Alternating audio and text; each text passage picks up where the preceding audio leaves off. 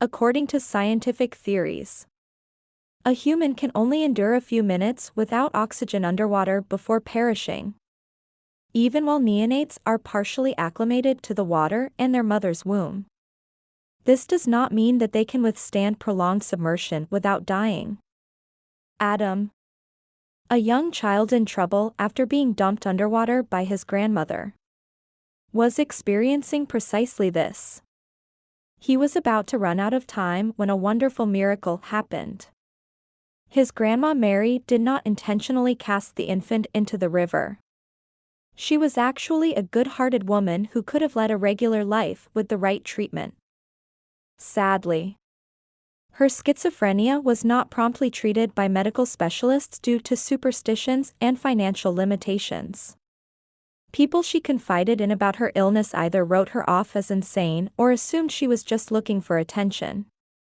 The misery of living her last years with voices in her head was only known by her. Mary was on the verge of giving birth when she first heard something out of the ordinary.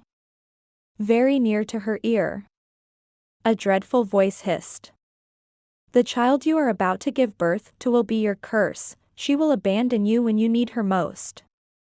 Despite being terrified, Mary waved it off, blaming it on her pregnancy-related anxiety and believing it to be simply another instance of pregnancy-related hallucinations.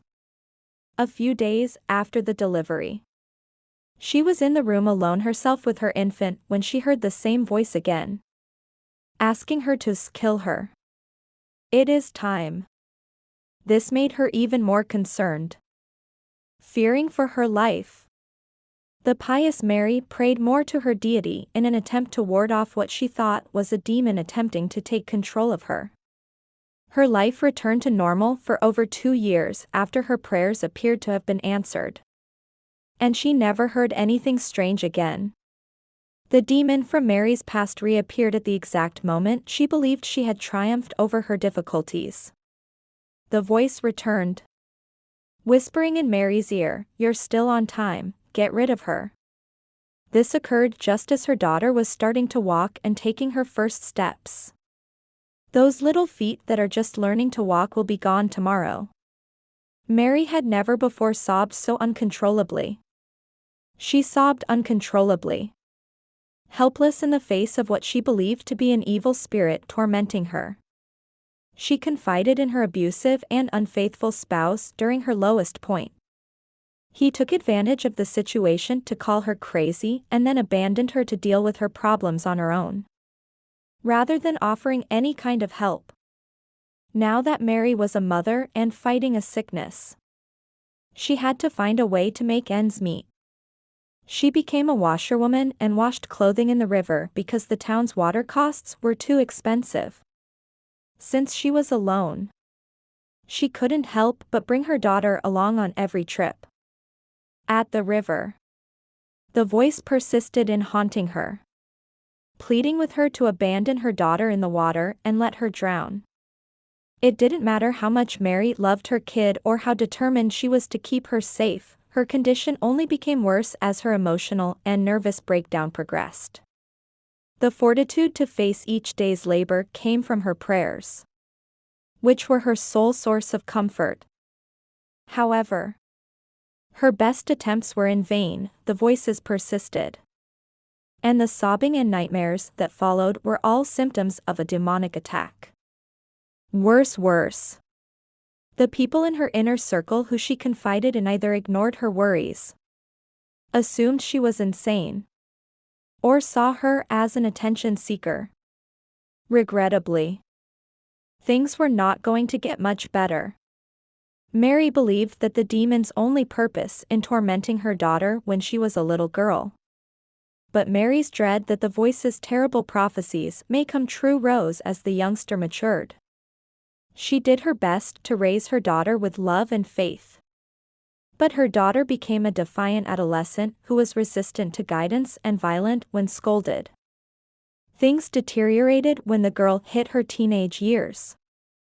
Every day, the voice started to mock Mary, saying, "I told you, it's too late.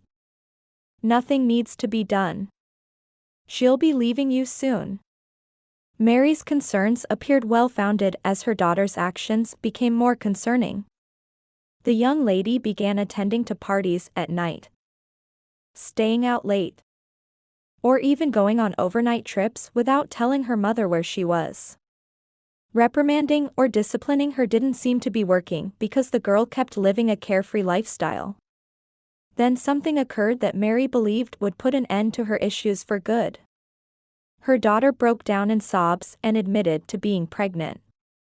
Suddenly, and surprisingly, the voices stopped. Mary experienced a sense of healing while her daughter was expecting.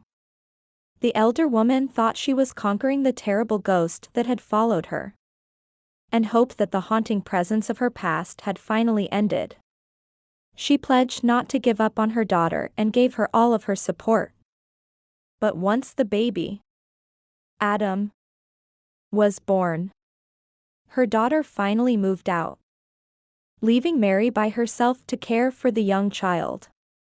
Mary felt a range of feelings. She found new meaning in taking care of her grandson. And on the one hand, she was pleased that the voices had stopped. Nevertheless, her daughter's disappearance appeared to validate the demon's curse. Then the voice came one morning when she washed clothes in the river with the baby at her side. Breaking the stillness, I warned you. But you're right on time. Avoid repeating the same error. When he grows up, your grandson will kill you. Mary collapsed, terrified and overpowered by the voice's demands. Tears filled her eyes when she grabbed her grandson and hurled him into the river. If it weren't for the miracle, the infant would have drowned. With determination, their pet dog dove into the water, bit the child's clothes, and hauled him to safety. Remorseful, Mary interpreted the dog's behavior as a sign from God. As her grandson sobbed and pleaded for forgiveness, she held him in her arms. The voices persisted, but Mary was determined not to give in ever again. She now felt that God was supporting her and would not allow her to give up on her battle against what she saw to be a demon. After watching the first story above, do you have any thoughts? Feel free to share your opinions in the comments section. Now, let's watch another similar story. When her husband showed up at the hospital, it was a new mother of 19 years old. Upon seeing the father of the child, the doctor became furious and contacted the authorities. Like any other day, Benny awoke, filled with excitement for the impending birth of her child. Her first contraction, which indicated the beginning of labor, occurred just 3 hours after she got out of bed. With no one to help her cope with this unexpected change of events, she gathered the strength to face the unforeseen pain. Despite the growing intensity of her labor pains, she did not waste any time in calling a taxi to transport her to the hospital. When her water broke, doctors and nurses rushed to her side the moment she stepped foot in the hospital. Her thoughts wandered to Eric, her husband and the father of her kid.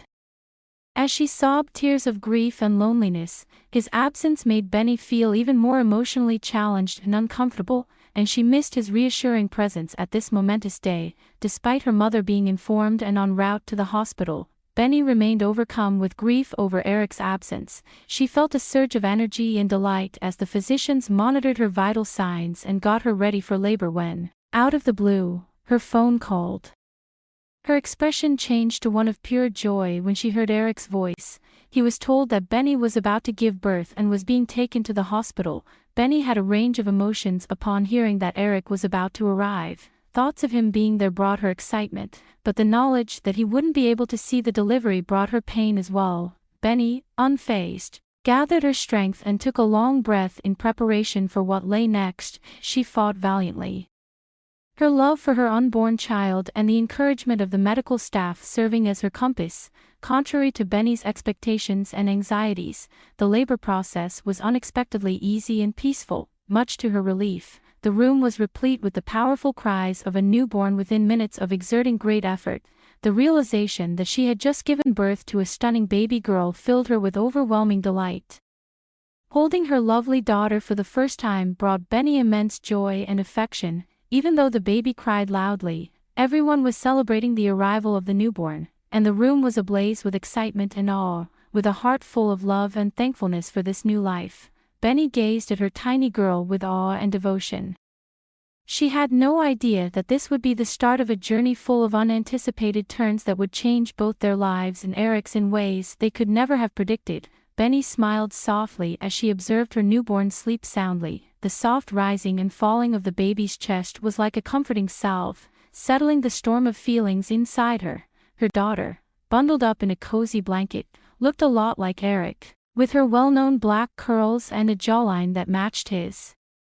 Recollections of that hot summer afternoon when they first met, when Benny misjudged the chili's heat, came flooding back. Eric looked up from where she was eating, gasping for water, and offered her a nice yogurt bowl and a bottle of water. His thoughtfulness and care had warmed her heart, and their relationship had grown from that point on. Their romance took off right once. Benny, who was 19 at the time, was enthralled with Eric's charisma, wit, and good looks. Even during a furious debate, he had a knack with words that could calm her, but there was always a certain mystique attached to Eric's work. Though Benny was aware of his involvement in finance, the specifics were obscured by his hectic schedule and frequent travels. A surge of awareness swept over her when she held her infant. The duties of motherhood carried with them new worries, and she couldn't help but wonder how Eric intended to provide for their expanding family. He would always tell her not to worry, but he never really did anything to allay her fears. She began to wonder if she really knew her spouse as well as she thought as the doubt tore at her, because Eric was away on another business trip and Benny was left to deal with her doubts alone. The strangely quiet room added to her inner uncertainty. Even with her due date so close, she had begged him not to depart, but he had refused to budge. For the first time, she felt a knot of fear tighten in her chest because he was running late. Somehow, she had the uneasy feeling that Eric was keeping a secret from her, a secret that could alter the course of events. The truth, though, was much more hideous than she had anticipated. Eric, an orphan who was only a teenager at the time, fought for survival on the merciless streets years ago. In the city's criminal underground, he became entangled with a lethal gang because of his wit and intelligence. He was an asset. At first, he was just a watchman and errand boy, but as he matured, his responsibilities expanded. As a financial analyst, imposter, document forger, and master manipulator, Eric twisted facts to suit his schemes. He preyed on naive organizations and investors, promising them enormous returns before vanishing with their money and leaving a path of destruction in his wake. He became accustomed to this dishonest way of life, which was a never-ending loop of exploitation and escape. His collapse occurred when he failed to fully comprehend the viciousness and unwavering devotion of his most recent victims, a vicious mafia group, not recognized for their ability to forgive or forget. Eric's insatiable need for power caused him to cross a dangerous line. Eric believed he could out-mafia the mafia by adopting a new identity as Ken Curtis, a rich investment manager. You can't mess with them, though. Their wrath and resolve to track down Ken Curtis, alias Elias, only intensified with time. Eric met Benny at a crossroads in his life, just when he was beginning to face the seriousness of his acts and the devastating repercussions they would have. She caught his eye with her sincere grin and unwavering sense of right and wrong. When he was having trouble eating a spicy meal, Benny kindly offered him some water and yogurt, even though his life was in shambles. He managed to seize a fleeting moment of optimism when he thought about his future with Benny. The joy Eric had discovered, though, was a time bomb that his history was ready to detonate at any moment. He learned that Benny had a secret that troubled him morally and threatened to destroy everything he had worked so hard to achieve. He had no idea that Benny had turned into someone who inspired change. Her unshakable moral compass and her sincere kindness stood in stark contrast to Eric's stormy past. He yearned to open up to her, to share the dark secrets of his history and how having her around had inspired him to change for the better. Eric experienced a surge of joy when he found out that Benny was in the delivery room upon arriving at the airport. He gave her a call to cheer her up and let her know he would be right over. Eric was forced to face his history and make an effort to be the decent and responsible father he knew he could be by the impending arrival of their daughter. He was going to the hospital to visit his newborn, enjoy his happiness, and then tell Benny the truth about his history. He wanted to tell them about his newfound transformation for their future, which was centered around their love and their daughter's arrival. He had faith in her love and understanding, reinforced by their new position as parents, even though he knew that his discoveries would test Benny. Eric's concerns about the upcoming conversation consumed him when he drove to the hospital. He was ready to own up to his previous transgressions and ask for forgiveness, trusting that their newfound love and the coming of their child would help them get through the difficulties that lay ahead. But destiny had other ideas. When Benny's mother showed up at the hospital, she was ecstatic. She was happy to see a familiar face since it made her feel less alone among strangers. She joyfully shared the excitement of their little bundle of joy with her mother as she proudly presented her infant. Dr. Dixon smiled warmly when he entered the room, introducing himself to the new mother and grandmother and taking careful, concerned note of Benny's vital signs as they grew close to the baby. Eric, meanwhile, knew he was being sought after, even by the authorities. So he arrived at the hospital warily and attentive, before he parked the car in the hospital garage. He looked around for any indications of danger, his pulse pounding with trepidation and excitement. He walked up to the receptionist and smiled politely as he followed her instructions to Benny's room. Eric's wife smiled the brightest when he opened Benny's room, and they gave each other a warm embrace. Few realized that until things took an unforeseen turn, this would be their final happy moment. A fatherly grin spread across Eric's face when he met Benny's mom and offered his most regrets for the delay. While he marveled at his daughter's beauty and joked with Benny about how his baby was already a daddy's girl, he held his beautiful girl for the first time. All save Dr. Dixon seemed to be laughing, as he watched with a look nobody could decipher. When the doctor's face became grave and he left the room, it broke the illusion of calm that had been building up to that point. Unaware of the approaching storm, tensions rose as people exchanged anxious glances. The abrupt departure of Dr. Dixon left Eric with an eerie feeling that he couldn't escape, even though he tried to be upbeat and talk to Benny and her mom. A dreadful feeling that something bad was about to happen kept running through his thoughts. While in his office, Dr. Dixon did not squander any time going to his computer to see the footage from the security cameras. Years ago, a man had bilked his father out of thousands of dollars, and he was hell-bent on catching him. Eric may have been using the identity Ken Curtis, but Dr. Dixon had no doubt that it was the same individual. Dr. Dixon's father had a stroke as a result of the financial loss, and the pictures proved his suspicions that Eric had been involved in fraudulent operations.